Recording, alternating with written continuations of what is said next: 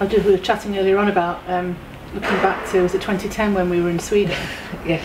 And we sat in that restaurant eating Bambi burgers and drinking beer, and it was the night before the regional. Yeah. And I was just, when I was thinking of you at the games this year, I was just thinking, I don't think she'll be eating Bambi burgers and drinking lager somehow. No, I think at the time, obviously we had to go through sectionals that time, and I wasn't expecting to get through to regionals. So the trip to Sweden. Really? You weren't expecting to get through? It was we didn't really know what to expect. It was the first time that I'd entered the CrossFit competition. I'd done the velocity competition before, but this was the first time that I was doing the CrossFit Games. So we got to regionals. It was kind of no expectations on what we'd be doing, so couldn't understand what the lady was saying in Sweden, what we could eat. So we finally got to realise Bambi burgers. So we were like, yeah, that'll do. And I'll have a Carlsberg, that'll be fine. Yeah, it didn't do any harm though, did it? No, you still came second in Tijuana, wasn't it, at the time? And qualified straight away. And was it 19th you came? Yeah, in the first games.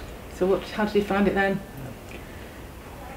Weird. It was like this whole new world opened up.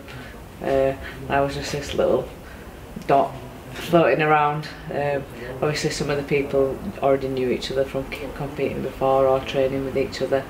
I was the only person from the UK there, and also as well not expecting to qualify. I'd been working right up to flying out the day before I had to register, because I just couldn't get any more time off work, so it was definitely a bit of a rush job. But I loved every minute of it, and that's what made me decide that I wanted to do CrossFit full time and kind of shy away from the triathlons. Yeah, right. So fast forward, we'll skip the next time when you came fourth, which was an awesome thing, but fast forward into this year, the night before the first event, what were you eating and drinking? Ooh, I'm trying to think what we had. I think I went out for a salad. And sweet potato, probably. Can't remember exactly. Was that what, no alcohol. Have you had alcohol since? On the Sunday night. I had a few drinks. Didn't go crazy, but had a few to celebrate. Brilliant. So now, I mean, you are a true athlete, the fittest woman in the world. How more scientific is your planning of what you eat and how you train and getting sort of the body in absolute peak condition?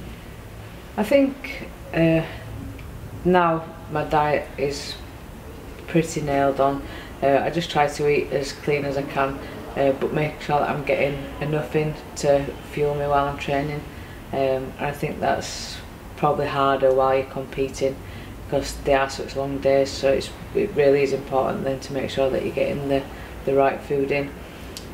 Training wise, I'll be sitting down with my coach next week and planning on what we can do differently to make little improvements in areas ready for next year. I think it'd be stupid for me to think that I could go back to the games and win being the same athlete that I am now. I think I need to constantly evolve, and there's certain areas that we need to work on, and then hopefully I'll be able to go back an even stronger athlete next year. So going back then to the heartbreak of last year, when Carl and Jalsi called you in and said, we don't think you should compete. I remember then that you kind of handled it really well, but pretty gutted inside. But then you turned that massive negative into a huge positive, getting Sean Lind involved and everything with your training. I mean, do you think that's helped you to actually go in and win it this year? Definitely. It made me look at my training, look at my goals, what I really wanted to achieve, and then focus everything. I spent a long time working with Jalsi to work on my actual movement patterns, and so that when I was able to start lifting again, I was doing it more efficiently. While I couldn't use my legs, working with Sean to improve my gymnastics, which was obviously a weaker area. So it just gave me the time to work on and actually focus on these weaknesses rather than training and then spending a little bit of extra time on them, I really had the chance to focus on them. So where would you put gymnastics now? Would you call it a weakness anymore? There's still certain areas that I'm weaker in. I'm a lot better than I was in 2011, but that doesn't mean I'm going to like taper off. There's still a lot. Sean's got some good ideas that he's wanting to try out for next year, so I'm going to be his guinea pig. So we'll see what happens and what he's got planned, but I trust him. He's done some good programming so far. So maybe the injury could have been a blessing in disguise in some ways. Yeah, I think the time off was. I won't recommend anybody going and breaking the kneecap, but no.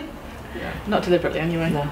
But it just gave me the time to really focus, and I came back more determined. So, in terms of your planning and programming and training for it, what was there anything in the programming that you kind of, or not in the programming that Dave Castro came up with that you were disappointed that you perhaps practiced for? No, I think the programming this year had a really good variety of moves and also longer as well as shorter workouts. I think in the games there tends to be a lot of shorter workouts with just the one endurance workout on the surprise day, whereas this year there was also a couple of longer ones with the burden run, and then the naughty Nancy was still in that longer time domain. But those ones with the longer runs, they must really play to your strengths. You must have been pleased to hear about those. Yeah, definitely. The burden run I was really looking forward to. A little bit nervous about the pig and the log. So obviously they're quite heavy. I mean, the pig weighs in at 140 kilograms. No. Was that how much it was? Yeah. Wow. And then the log was like half my body weight, so I did try to run with it, and I was like, no, that's not happening, I'm just walking with that. But that's why I went out on the run hard, so that I could get a little bit of a lead, so I could afford to lose it a little bit. And the same with the naughty Nancy. My overhead squats aren't the best out there. It's something that I've been working with. It's just an uncomfortable position. Didn't you win that one?